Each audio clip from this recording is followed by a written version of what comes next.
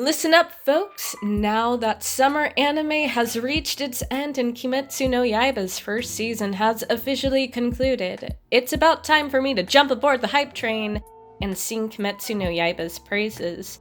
For me, hands down, Kimetsu no Yaiba is the standout show of the season, and what truly set the show a cut above the hodgepodge of other seasonal anime is, well, its heart. How raw it feels. The story is propelled by Tanjiro's love for his sister and vice versa.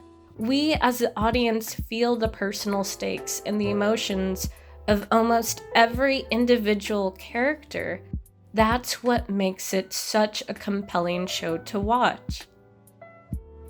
Yes, part of this boils down to the quality of the characters' writing.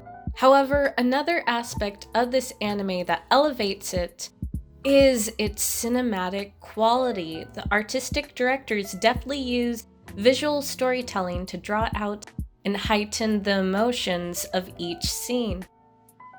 For many viewers, the first standout scene that comes to mind is episode 19, where the siblings tag team combo against Rui. The episode builds up and crescendos into one explosive moment where Nezuko's eyes shoot open and she sets herself free, igniting Rui's threads. This scene is crucial to both the siblings' character development and on a thematic level as well. Undeniably, this is a powerful scene where we get this lovely symbolism of Nezuko breaking through Rui's forged family bonds by literally breaking through his thread, and yada yada. However, if I'm being honest, this scene didn't have as much of an emotional impact on me personally. As I was watching it, all I could think was, okay, there is no way either of these siblings is going to die this early in the game. They've got plot armor, so one way or the other, they're going to be saved. And I guess this dampened the tension for me a bit. However, there are two other scenes that caught me with my guard down. They really threw a wrench at me and hit me in the feels, and they really need to be addressed. Oddly, the scene that stuck with me the most, what took Kimetsu no Yaiba to the next level, where I thought, oh snap, this show isn't playing around anymore, was actually the death of the spider demon mother. This was the first scene that subverted my expectations. At first, the spider mother was this red herring who we thought was the puppet master behind the Demon Slayer Corps' deaths. We see Tanjiro growing angrier towards her as she becomes increasingly desperate. However, when Tanjiro finally rushes to confront her head-on, she doesn't plead. In fact, she welcomes death with open arms. The music halts. We see a tonal shift. We see the confliction in Tanjiro's face as the spider mom closes her eyes. Sunlight streams through. Everything slows down, and we see water droplets suspended midair to create this wonderfully serene scene. It's a mercy blow, both beautiful and heartbreaking at the same time. Since she led a life so tragic, she would welcome death as an escape instead. This is the scene that got to me. I don't think I've been this emotionally invested in a minor anime villain's death since... Okay, nope, too soon.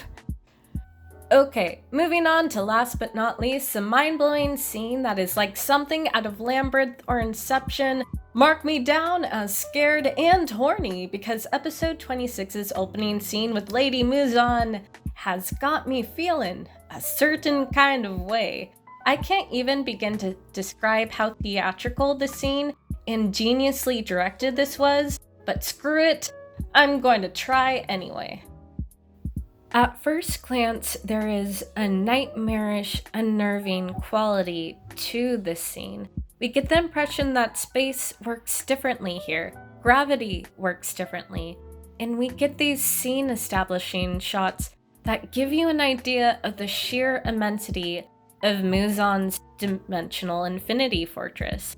So, what makes this scene so effective? Why does it give us this sense of unease?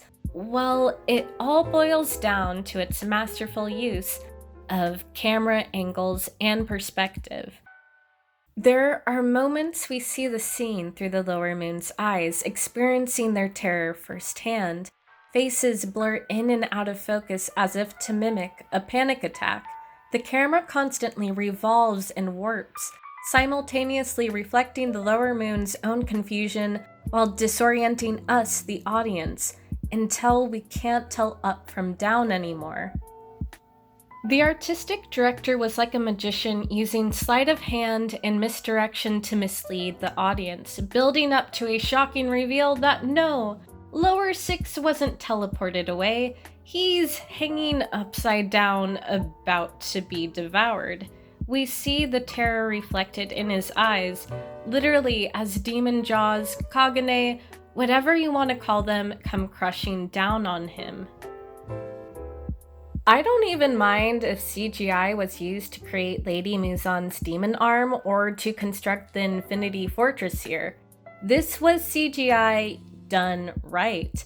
The hyper-stylized textures used in the animation of his arm gave him this otherworldly quality that separates Muzan from the lower moons. Based on Chenjiro's fight with Rui and all the demons we've faced up to this point, we know the lower moons are no joke.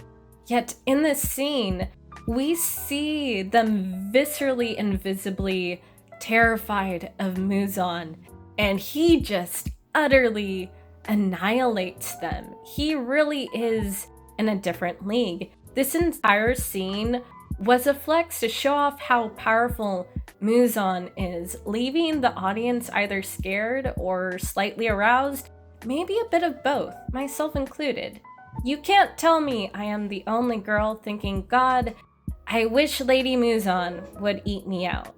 Honestly, the whole dismantling of the lower moon sequence was also a flex on the animation studio's part.